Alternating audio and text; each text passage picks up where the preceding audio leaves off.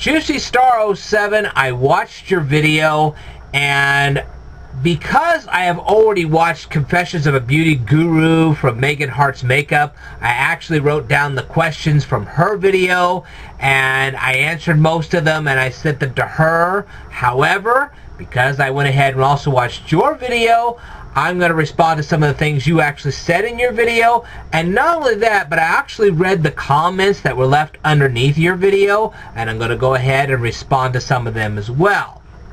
This ought to be interesting. In your video, you mentioned tax savings. What are you talking about, tax savings? You mentioned that I was wondering, do you actually take notes and make notes before you do your videos? That I'd really like to know. I know as an educational channel, I have to take notes all the time before I make my videos. What coffee do you drink in the morning? Do you just go out to Starbucks and spend a buku amount of money? Or do you brew at home? And if so, do you use one of those new K-Cup machines? Or do you just pull out a can of Folgers and just whip it out?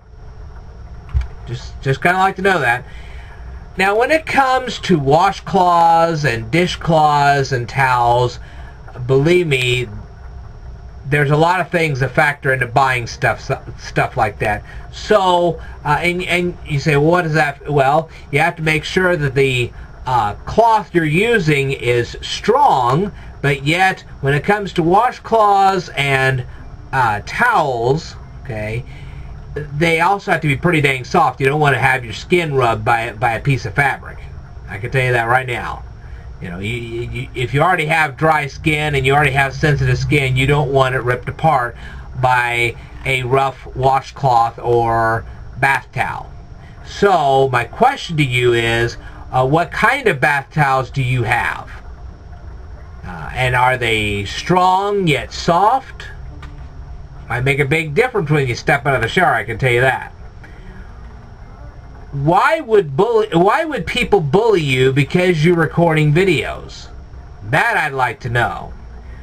And using a safety pin to remove mascara. Now this will also go out to Kania Newbert, okay?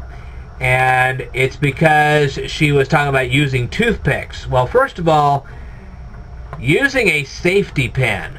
Well, I suppose you could if you were sterilizing the thing and you had a real steady hand, but you don't have a real steady hand and you don't use you don't sterilize the thing first. You can end up with an infection in your eye. You don't want that. And you also don't want to stab mascara in your eye either. That would be bad. But using a toothpick, I think, would also be very dangerous because you can't sterilize the toothpick, and furthermore, using that toothpick may land a splinter in your eye, thus causing an infection. So I don't think that's any better advice than using a safety pin. Unless you get some enormously large safety pin where you can steady your hand and so on and so forth. But, let's see. Nicole Smith actually suggested using an open barrette. As long as you sterilize it, I don't see any problem doing that. I think that would be a good idea. Nancy Petcha says wanted to know when you were ever going to load up a video showing you fainting. Why would anybody want to see you fainting? What would be the big deal of that? Personally, I don't want to see somebody faint.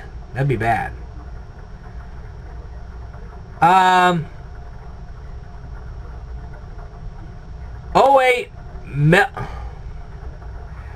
Mellery or something like that. Well, you had brought up Juicystar07's teeth and how beautiful they were. Well, Juicystar07, what condition are your teeth in? Are they strong? Are they healthy? Have you ever have any cavities filled? What do you do to keep your teeth healthy? What is your tooth routine? I think a lot of people would like to know that. Let me tell you something. You can have the most beautiful face in the world, but if you lost all your teeth, it ain't gonna matter. Kylie Jaw. You were mentioning too much prep time for videos. It all depends on what you're prepping for. It really does. For me, preparation time means more like have to take a whole bunch of notes to make a proper educational video. That can take a lot of time. You have to do all that research, so on and so forth. Okay? And then we have fancy mysteries. Well, Juicy Star, how many projects do you do? I mean, I installed this list of projects. How many projects do you do on a day?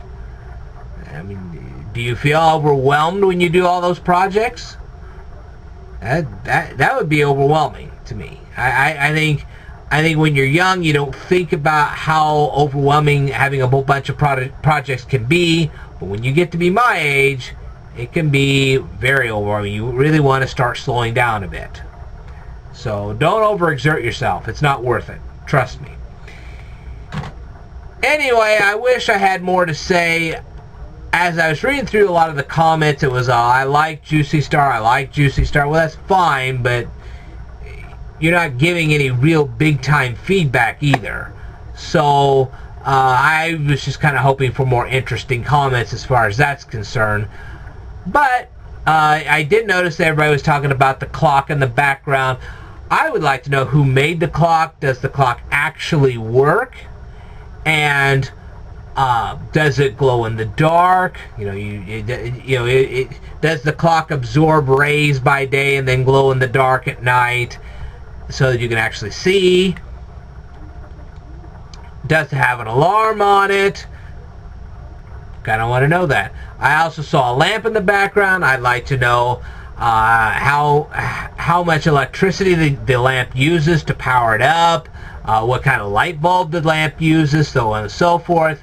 The bedding, the pillows, what fabric are they made out of? Are they sturdy? How's the stitching on the pillow and the blanket?